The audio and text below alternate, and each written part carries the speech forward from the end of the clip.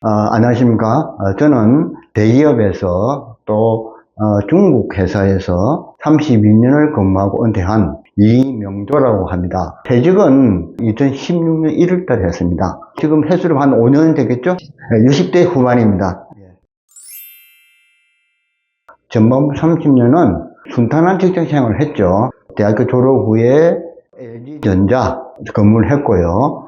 다음에 중국에 있는 상해에 구매 지사장으로 발령나서 또 해외 생활도 했습니다.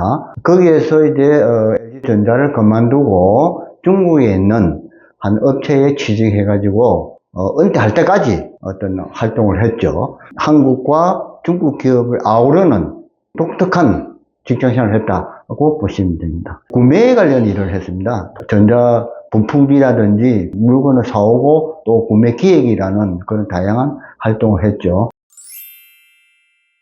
주로 어떤 1인 창직 개념으로 앱모작 디자인 강사라든지 전반적인 디지털 크리에이터 역할이다. 그렇게 활동을 하고 있습니다.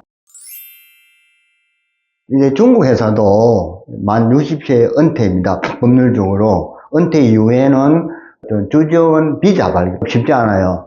직장생활 하면은 회사에 속해가지고 발급이 있는데, 정년이라 그러죠. 은퇴하고 이제 한국으로 다시 돌아올 된 배경입니다. 퇴직 후에 내가 뭐 해야 되겠다는 개념은 없었습니다. 솔직히.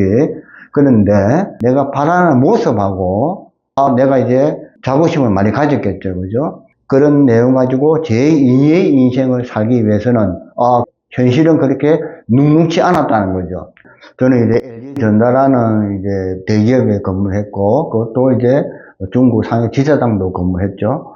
그 다음에 또 중국 회사도 근무했기 때문에, 나름대로의 32년 경력이 굉장히 어떤 화려했죠. 화려했고, 중국 전문가도 될 수도 있고, 중국 진출하는 구매 전문가죠. 그래서 제2의 인생을 하기 위해서 한국에 돌아와서 노력을 했는데, 그게 이제 현실하고는 안 맞다는 이야기죠. 어떤 중소기업의 컨설팅 자리라든지 또는 고문직 역할을 해서 많이 푸시를 했는데, 그 부분이 난간이 때 많이 부딪혔다는 얘기죠. 나이도 될 수도 있겠고, 또 하나는 너무 화려한 경력도 부담갈 수 있다는 그 생각도 들고요. 또 중소기업이니까 중소기업에 조금 특화된 그런 인력도 필요할 것 같아요. 그런 난간이라고 생각이 됩니다. 대기업 출신이고 중국 전문가라 해가지고, 왜 이걸 내가 일을 냈는데 왜 안 받아주지? 하는 그 사람도 있었겠죠. 순간적인 있었는데요. 그거는 결코 중요하지 않죠. 왜냐면 보통 이론적으로 은퇴하면 내려놔라 그래요. 전반부 3년이라고 그러잖아요. 저는 내려놓되 전반부 30년이라는 굉장히 좋은 경력을 아깝잖아요. 뭔가 형태를 바꿔줘야 되거든요. 그런 거 있었는데, 아무튼, 섭섭함보다는 그 섭섭함을 가지고 내가 성화시켜버린 거죠. 멋지게 할 일이 많구나. 라는 걸 느껴가지고 그런 걸 사귀어버린 거죠. 예. 이게 아니구나.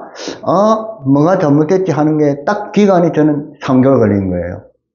빨리 깨달은 거죠. 그죠? 그러니까 일반적으로 그게 은퇴하면 1년, 2년 갈 겁니다. 그다음에 내가 편하게 활동하지, 산에도 가고, 또 친구들하고 모이고 하는 그런 거를 계속 지속하다 보면은 이게 흐름이 깨져 버려요.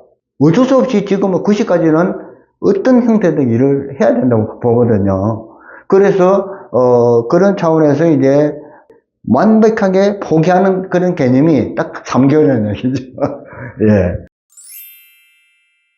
두 가지 경우였습니다. 하나는 제가 중국 15년 있었잖아요. 언어적 감각을 계속 유지하기 위해서, 중국 드라마를 많이 봅니다. 중국 드라마에 보면은, 꽃피던 그의 달빛이라는 중국 드라마가 있어요. 장편 드라마인데요. 드라마의 주제가 뭐냐면요. 조정이라는 정말 많이 때 철의 여인이 있습니다. 철의 여인인데 이 조정이라는 분이 오씨 집안에 시집을 가요. 오씨 집안이 굉장히 잘 사는 집안이었는데 어떤 정치적 문제가 굉장히 망합니다. 뭐 하나 계기를 가지고 중국 정말 많이 때 굉장히 불을 일으킵니다. 그래서 이제 서태후가 이제 조정이가 사는 곳이 사는 집안인데 와서 네가 그렇게 오씨 집안을 일으킨 이유가 뭐냐라고 물어봅니다. 그래서 조정이가 한 말이 뭐겠습니까? 변화라 그럽니다. 맞다. 내가 안 변하면은 8번 이제 녹했다 그랬잖아요. 안 변하면은 아예 안 되겠구나. 물론 산에 가는 게 나쁘다는 건 아닙니다. 일주일에 한 번 정도는 가면 좋죠. 근데 매일 가는 분도 있더라고요. 은퇴하고 오니까. 그러면 나도 그 대열에 들어갈 수 있잖아요. 이제, 싶어서 이제 그런 계기가 이런 중국 드라마를 보고 느꼈다는 점이 있습니다. 두 번째는 메시 축구 아시죠? 메시가 기사 읽으니까 전 세계적인 축구 스타가 된 이유가 있더라고요.